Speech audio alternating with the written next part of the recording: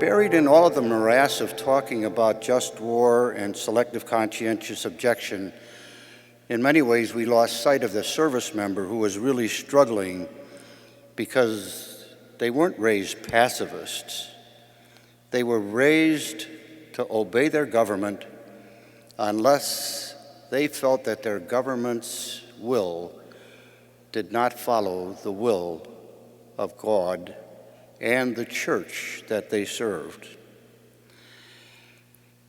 So I listened very carefully to the men and women who came to me. And my first experience with conscientious objection in Vietnam was from a senior non-commissioned officer who was on his third tour in Vietnam.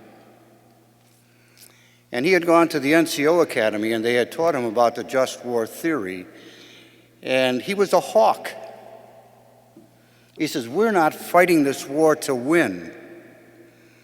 There are issues of proportionality, and there are issues that we have to face at the very beginning when we talk about justification of going to war, and we really haven't talked about those. He talked about the real chance of victory, and he said, with the current tactics and strategies that we're employing, victory is hollow. It will never be achieved. We will be defeated. And I don't want to serve in that kind of an unjust war.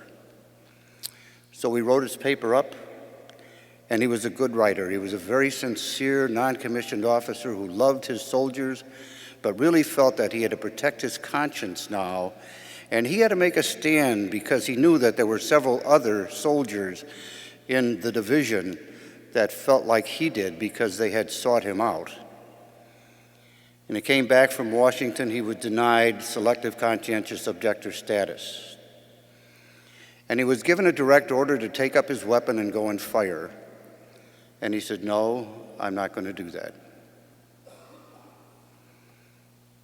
Then he was court-martialed, and he served time in jail because he had to plead guilty to the fact that he did not obey a direct order.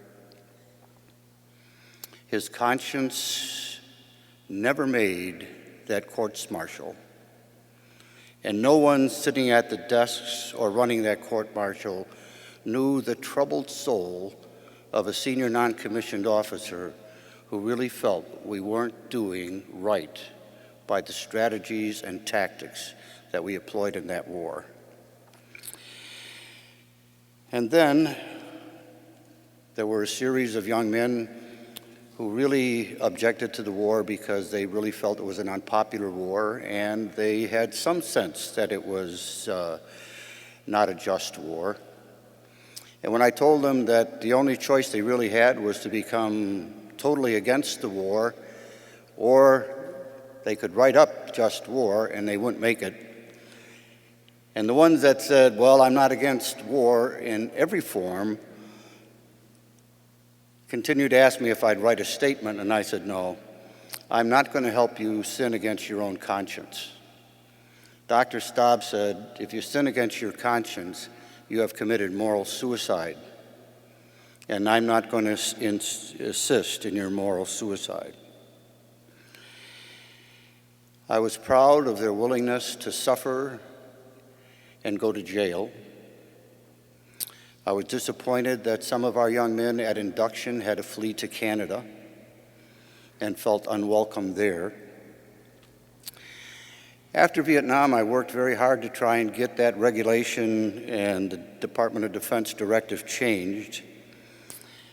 I wrote letters, I wrote some articles, and didn't succeed very much until I began to work for the Deputy Chief of Staff for Personnel and Readiness.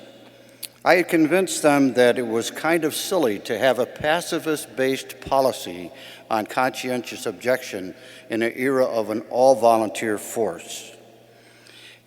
Because what that meant, and that's been used here a couple of times, the crystallization of conscience, that meant that every soldier who had problems with the war in Iraq was going to have to say that they had a conversion experience. and I could just hear the arguments. What did you volunteer for in the first place if you were a pacifist? What's you trying to get out of anyway? And I really think down deep you're a chicken and a coward, and I'd just as soon not have you in my unit. But I had convinced them that we needed to change that policy, and then, as happens in the military, I was sent to Europe. And when I was retired from the military, my church was discussing some of the issues about the Iraq War and appointed a study committee. And Peter Vandermeulen, who was my colleague who is here with me today, and I worked very hard with that committee, and I was the scribe for it. And we put in the document that our executive director should send letters to the Secretary of Defense, to the President of the United States, and to the Prime Minister of Canada to change the directive on selective conscientious objection. And we did not hear anything back. I think one important thing that we're going to have to do in this conference, and this is the last thing I'll say, is it's very difficult to move from rights, whether they're religious rights or human rights, to policy.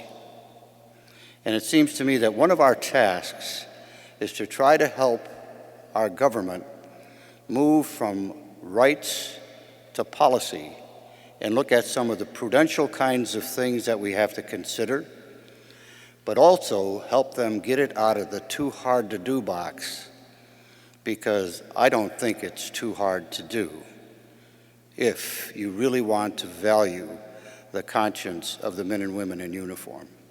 Thank you very much.